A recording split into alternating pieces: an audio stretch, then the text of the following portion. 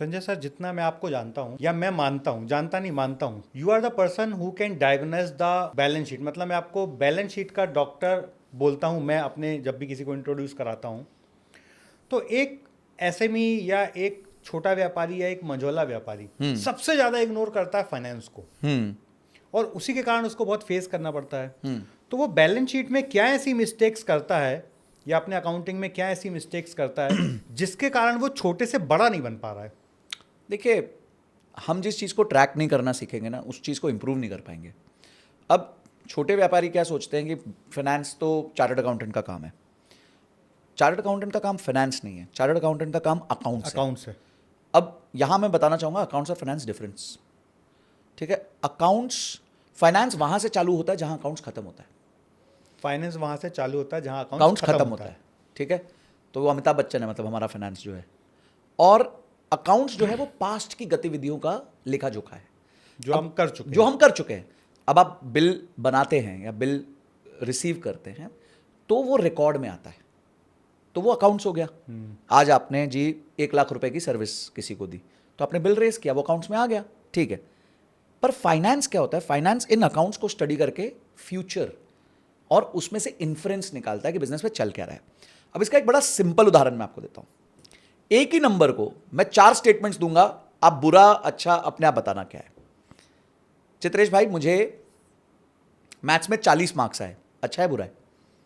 यदि 40 में से 40 आए तो अच्छा है। ठीक है, तो मैंने जब ये क्वेश्चन पूछता हूं, आप तो समझदार व्यक्ति हैं, कुछ लोग बोलते हैं नहीं नहीं बेकार है बेकार है, क्योंकि मेंटली उनके माइंड में होता है ये 100 में 100 से में आए से होंगे। 40। ठीक है, नो प्रॉब्लम। तो पहले वो बोलते हैं ये 40 नंबर खराब है, फिर मैं उनको बोलता हूं कि मुझे 50 में से 40 आए। अरे क्या बात है, मजा आ गया, बहुत अच्छा स्कोर है।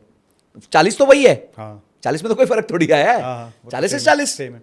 अब तीसरा कॉन्टेक्स्ट देता हूं तीसरा कॉन्टेक्स्ट है कि बाकी जो क्लास में बच्चे हैं उनका एवरेज 45 है। अब ये 40 अच्छा है कि बेकार है? बुरा है। बुरा है। ठीक है, अब चौथा कॉन्टेक्स्ट देता हूं, मुझे पिछली बार 30 मार्क्स आए थे, इस बार 40 आए, तो ये 40 अच्छा है कि बुरा है? अच्छा है। तो 40 ही है।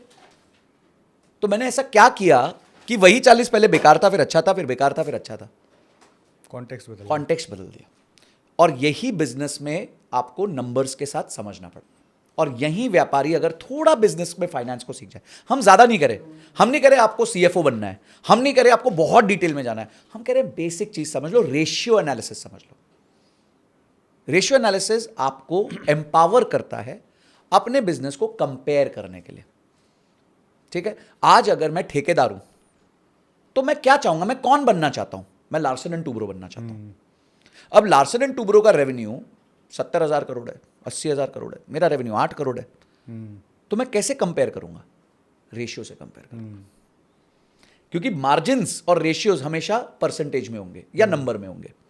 फॉर एग्जाम्पल, हम कहते हैं लार्सन एंड टूब्रो अपनी कलेक्शंस 77 डेज में करता है। ये रियल डेटा है, मतलब काम करता है, बिल रेस करता है और 77 डेज में वो पैसा कलेक्ट कर लेता है। अब आप देखो आप कहां पे हो। आप देखते हो जी मैं तो 150 दिन में कलेक्ट कर रहा हूं। तो अब आपको टारगेट मिल गया कि भाई साहब मैं 150 दिन पे हूं, मुझे 77 डेज पे आना है, मुझे लार्सन लार्सन टर्बो बनना है, तो मुझे भी उसकी एक्टिविटीज को फॉलो बस करना पड़ेगा। सिंपल सी तो बात है ना। देखिए, लोग है ना बहुत कॉम्प्लिकेटेड बनाते हैं चीजों को। आपको कॉपी करना है बेशरम होके, मॉडल करो ना। मैं किसकी तरह बनना चाहता हूं, हम कोई तो बेंचमार्क रख सकते हैं ना अपनी हाँ, लाइफ में। ठीक है, और इससे बड़ा बेंचमार्क कौन होगा कि इस इंडस्ट्री का लीडर वो है। एक एग्जांपल दे रहे हैं, आप टेक्नोलॉजी कंपनी में तो आप हो सकता है टीसीएस इन्फोसिस को अपना बेंचमार्क मानो, आप बैंकिंग में हो तो एचडीएफसी को, आईसीआईसीआई को अपना बेंचमार्क मानो, क्योंकि वो अच्छा कर रही है ना। बराबर। तो सीख लो उनसे, आपके टीचर है वो जो उन्होंने किया वो आप कॉपी रिपीट करो, कर लो, रिपीट कर लो, कॉपी कर लो। तो आपको टारगेट मिल गया। अब आप इंप्रूवमेंट ढूंढो, मैं कैसे जल्दी कर सकता हूं। मैं अच्छे क्लाइंट्स के साथ काम करूंगा, मेरा बिलिंग साइकिल अच्छा होगा, मेरी क्वालिटी अच्छी होगी। अब आप वो तरीके ढूंढो जिससे आपकी रिकवरी फास्ट हो। ठीक है, अब आप देखते हो कि जी ग्रॉस प्रॉफिट में लार्सन एंड टूब्रो 40 या 50% का मार्जिन कर रहा है, आप मार्जिन कर रहे हो 25% का, 30% का। तो अब आपको टारगेट मिल गया, मेरे को इसको बढ़ाना है। तो आपके लिए एक मॉडल P&L कैसी दिखनी चाहिए वो आपके सामने है। और क्या ये डेटा अवेलेबल है? बिल्कुल अवेलेबल है, क्योंकि L&T लिस्टेड है। तो क्योंकि वो लिस्टेड है तो वो डेटा अवेलेबल है आपके पास। तो एक छोटे व्यापारी की सबसे बड़ी गलती ये है कि वो अपने बिजनेस के धंधों के नंबर्स पे कंट्रोल नहीं रखता। मैं सबसे मिलता हूं, मैं सिर्फ उनसे एक चीज पूछता हूं कि भाई साहब आपकी कंपनी का प्रॉफिट मार्जिन क्या है? फिर वो बोलते हैं 10% है। मैं बोलता हूं नेट है, एबिटा है, ग्रॉस प्रॉफिट है, ईबिट है, पीबीटी है, क्या है? तो बोलते ये होता क्या है? ये क्या शब्द बोल दिया आपने? तो क्या आप बिजनेस चला रहे हो, 100 करोड़ 50 करोड़ का टर्नओवर कर रहे हो, इतना नहीं सीख सकते?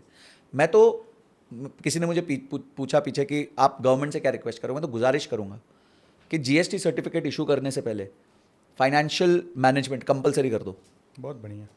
कि पहले एक टेस्ट होगा फाइनेंशियल मैनेजमेंट का, अगर आप उसको पार करोगे तो आपको जीएसटी सर्टिफिकेट इशू होगा, नहीं तो होगा ही नहीं, आप धंधा ही नहीं कर सकते। जाओ यार, आप बैंक का पैसा ले रहे हो, आप एम्प्लॉयज़ को रख रहे हो, उनकी ज़िंदगी ताक पे डाल रहे हो, सप्लायर का क्रेडिट हो रहा है। अगर आपको फाइनेंशियल मैनेजमेंट नहीं आएगा तो सबको लेके डूब जाओगे। ठीक बात है। तो रूट पे ठीक कर देते हैं ना चीज़ों को। तो चलो ये तो मैं नहीं कर सकता बिकॉज मेरे हाथ में नहीं है, बट मैं